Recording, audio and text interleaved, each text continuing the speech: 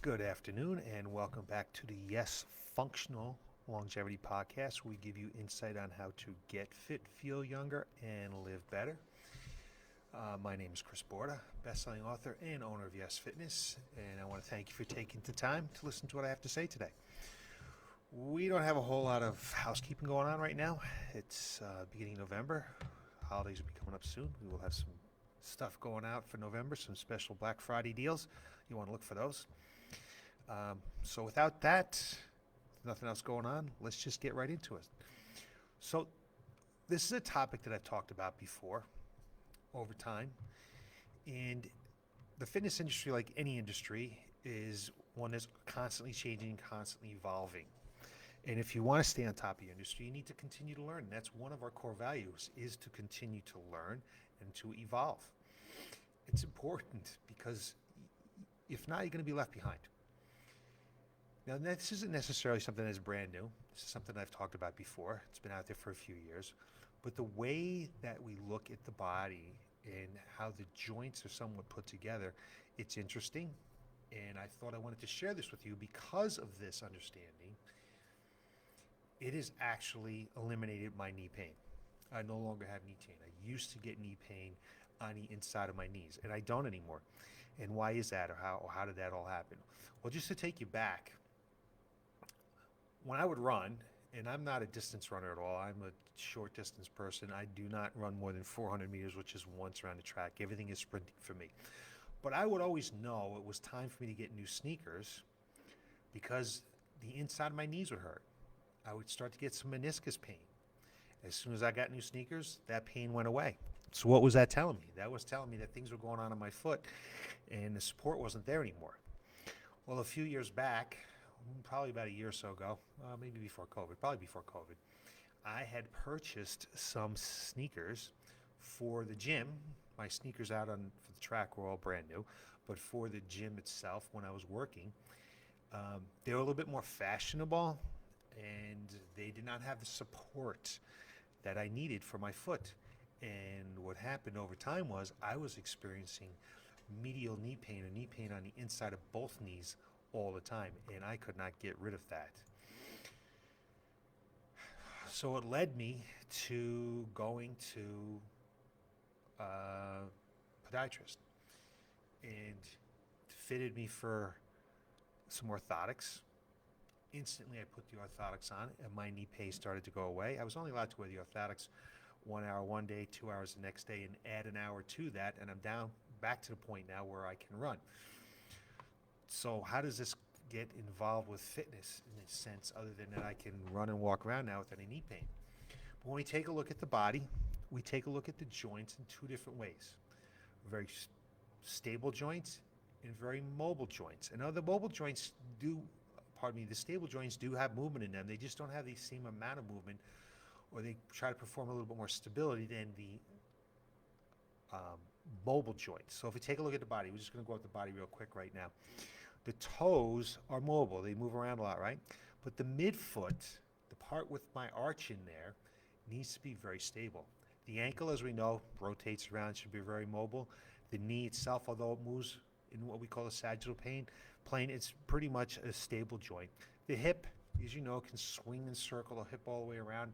That should be mobile. The lumbar spine, those 5 vertebrae, should be very mobile. As I've said before, those 5 vertebrae are only designed to twist a total of 13 degrees, or about 2 degrees per vertebrae. Now, yes, it does work in what we call the frontal plane side to side, but the rotation should really come in the thoracic spine.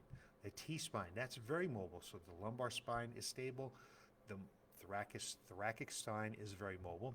Then we get up to the lower cervical spine, which is very stable, and the upper cervical spine, which is mobile. And as we branch out a little bit off of the spine, the scapula does move, but it's in essence, we want it to be mobile, stable. And then the shoulder joint, as we know, can swing around. We want that to be very mobile. We get to the elbow joint, pretty stable. Again, just moves in one plane of motion. And the wrist is mobile, the hand itself is stable, and the fingers are mobile. And what happens is when a joint that's supposed to be mobile loses some of that mobility, we tend to compensate with a joint that's technically, or what we tend to look at, being much more stable. So if we lose some mobility in the ankle joint, doesn't move the way it should move, it can cause some knee pain, or it can cause back pain. Or if the hip joint does not move the way we want it to move, we can cause knee pain, or it can cause lumbar pain or low back pain. And that's what we take a look at when someone comes in our door. We don't just take a look at that point where, okay, the back is bothering you, what's going on in the back. We try to take a look at the body as an overall. We want to take a look at the whole body, how it's all moving. If you're not squatting well, that could be because of your ankle. Maybe it could be from core strength. Maybe something's going on in your hips. So we don't just take a look at one particular thing when you come in our facility. Now, we are not health care practitioners. We do not diagnose, but certainly there's some aches and pains that people come in with that don't necessarily need to go to physical therapy or the doctor for yet, that we can help try to eliminate by taking a look at the body in this fashion. So in my case, it wasn't necessarily that a joint or joints were not as mobile as they should be. That joint, that midfoot, was not being as stable as it should be. And by being unstable and by flattening out when I stepped or run, that flattening of my arch took the tibia, which is that long bone that connects basically from the ankle to the knee, took that bone and medially, or turned it internally, turned it in a little bit. And that internal rotation was causing knee pain. And I had some inflammation in there. And I think at one point in time they called it meniscus strain. I'm not sure the actual term of what it was. All I know is that my knees bothered me, okay? And I did notice before I got to the podiatrist that I went out and got new sneakers for the facility here. So when I'm in the coaching center, I wore new sneakers, and I could see a decrease in the pain. But I knew that I need to do more than that, and I need to get to a professional. And with those orthotics now, I no longer have knee pain. It's a pain in the butt. I change my shoes a lot.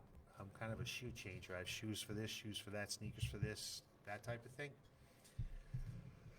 So it's a pain in the butt to slide those things in and out all the time, but it's well worth it. Well worth it. So sometimes, not sometimes, but all the time, just take a look at what's going on in the rest of the body when you have some kind of pain or discomfort. If you have some pain in the knees, maybe, you know what, certainly go to see an orthopedic, go see a knee doctor, but it might not be coming from your knee. It may be coming from your feet or your shoes because you don't have good shoes. Okay, your shoes are old, they're not giving you the kind of support it should be.